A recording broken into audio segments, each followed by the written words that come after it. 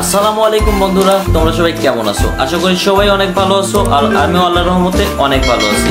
তো আজকের টাইটেল এবং থাম্বনেল দেখে বুঝতেই পারছো কি নিয়ে ভিডিও হতে যাচ্ছে।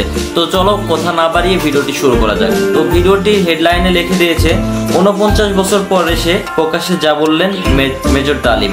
তো চলো কথা না বাড়িয়ে ভিডিওটি শুরু করা যাক। শরীফুল হক ডালিম, যিনি মেজর ডালিম নামেই বেশি পরিচিত, বাংলাদেশ সেনাবাহিনীর একজন প্রাক্তন সামরিক কর্মকর্তা। অভিযোগ ছিল 1975 সালের 15ই আগস্ট বাংলাদেশের তৎকালীন রাষ্ট্রপতি শেখ মুজিবুর রহমানকে সপরিবারে হত্যার সাথে তিনি জড়িত ছিলেন। দীর্ঘদিন পর প্রকাশ্যে এলেন সেই মেজর ডালিম। সাংবাদিক ইলিয়াস হোসেনের ইউটিউব চ্যানেলে বিশেষ লাইভে যুক্ত হন বীর মুক্তিযোদ্ধা মেজর ডালিম বীর বিক্রম। এভাবেই তিনি প্রকাশ্যে আসেন। লাইভে এসে ডালিম বলেন, শেখ মুজিব তার জুলুমের মাত্রা এতটাই তীব্র করেছিল, স্বৈরাচারী আচরণে মানুষ রবের কাছে মুক্তি চাচ্ছিল তার জুলুমের অবসানের জন্য। হ্যাঁ, এটা সত্য কথা। এর আগে তার এক ফেসবুক স্ট্যাটাসে এই সাক্ষাৎকারের ইঙ্গিত দিয়েছিলেন। তিনি লিখেছিলেন, রোববার রাত 9টায় ইতিহাসের সাক্ষী হতে যাচ্ছি। সারা জীবন যার অপেক্ষায় ছিলাম তিনি যুক্ত হতে যাচ্ছেন আমার লাইভে।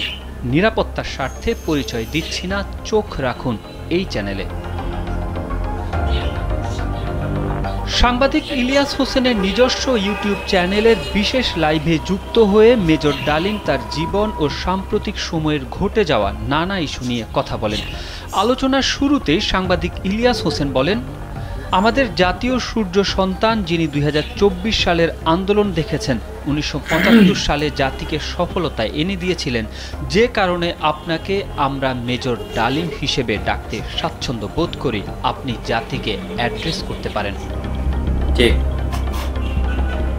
সাংবাদিক ইলিয়াসের প্রশ্নের জবাবে মেজর ডালিম বলেন, অনেক বছর পর দেশবাসীর পক্ষ থেকে, বিশেষ করে নতুন প্রজন্মের ছাত্র জনতা যারা ফ্যাসিবাদ বিরোধী আন্দোলনে আংশিক সফলতা অর্জন করেছেন, তাদেরকে আমি অভিনন্দন জানাই, তাদের লাল সালাম জানাচ্ছি।